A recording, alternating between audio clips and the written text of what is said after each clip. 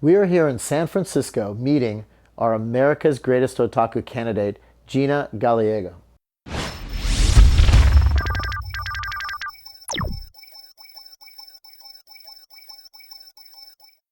So what got you into otaku culture? Probably Sailor Moon. It was on TV, and I'd go home and watch it, and I thought it was the greatest thing ever. And I started, collecting other titles, and got really big into that, and starting buying figures and things like that. Then after that, I started working, so I could afford more things. So that escalated to like figures and dolls. So do you consider that you have had an addiction?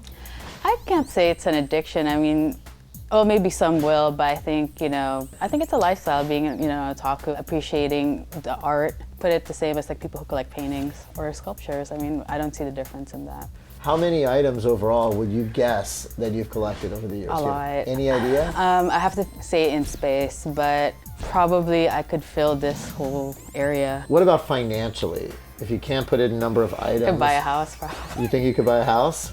Or at least a pretty good down payment, I would say. I mean, I've been collecting since I was 12. That's like 15 years, so it's pretty crazy. On average, I probably spend $1,000 on anime-related stuff.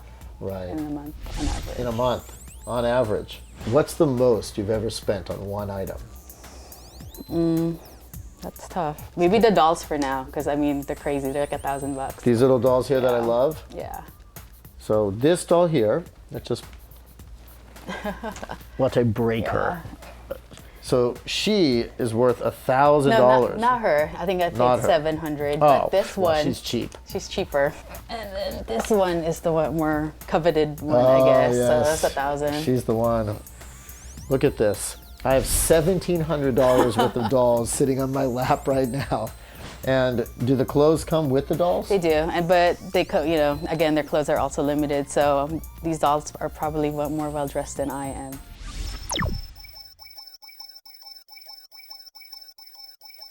I noticed that you've got an incredible amount of autographs. Like, I go to a lot of anime conventions actually, and it's great that we can interact with a lot of guests from Japan, and they have autograph sessions, or if I guess if you go to a meet and greet, you can talk to them, say hi. If they're nice enough, they'll draw you something.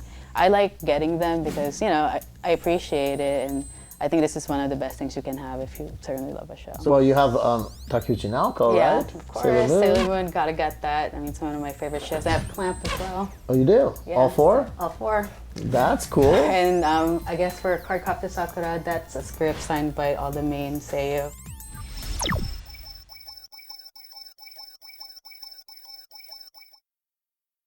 Seems to me that not only are you someone who collects, but you also are involved in the actual community itself. Yeah, actually I was a member, I went to UC Berkeley, so I was a member of the anime club there, and we actually had put on a convention. Now you also have lived in Japan, right? Yes. Before you went to Japan, you were into it, and then afterwards you got into it again even more. Yeah. Did you have a different perspective on things? Yeah, certainly, because you're there. I kind of appreciate more what goes into it. Now I'm kind of like, I gotta support anime more in money. Maybe that's why I buy so much, because the animators themselves don't make a lot of money out of the product. So Gina, you obviously are hardcore otaku. I am. Do you think that you are America's greatest otaku? Definitely. I mean, I'd like to see somebody who can beat me.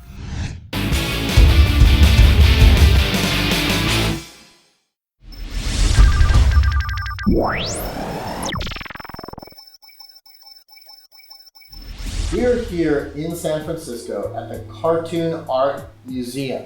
We get to interview today the director of the museum, Summerlee Cashier.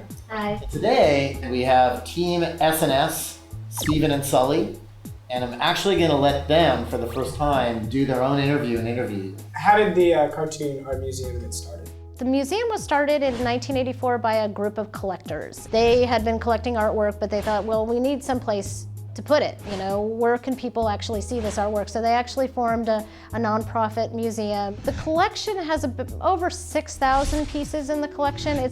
There are larger collections of cartoon art, so we just deal more with exhibiting and not as much with the storage, because there's a lot of artwork out there. What exactly do you exhibit at your museum? Just last year, we did an exhibit of Coraline. which Oh, wow. we had the stop motion, the puppets and all the artwork, the pre-production stuff.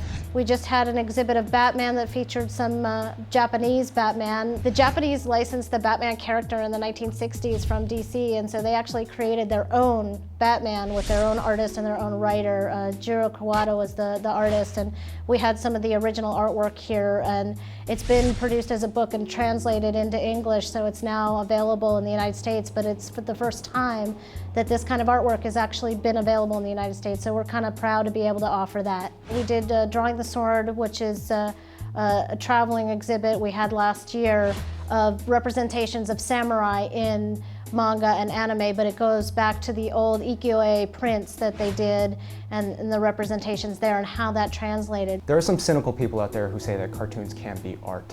What would you say to those people? That's pretty much what we're here for.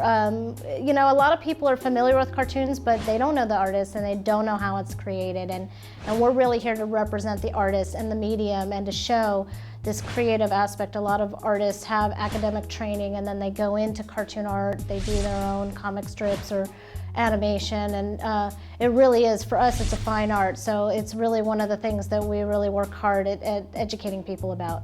I think when people see the name Cartoon Art Museum, they first think kids.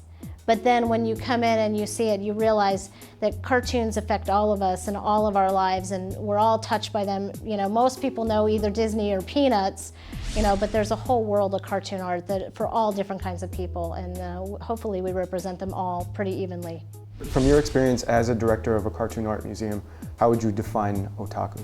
The straightforward definition I've heard is sort of just a geek or a nerd, you know, so, but there's also a sort of a derogatory meaning of otaku, sort of a shut-in. And so, you know, I think the modernized word is sort of more towards the geek and the nerd and less towards the shut-in. And I think all of us have a little bit of otaku in us, basically. You can't help it. Some of them, you know, push it down, and others of us let it flourish. And you know, yeah, I'm definitely among the nerds.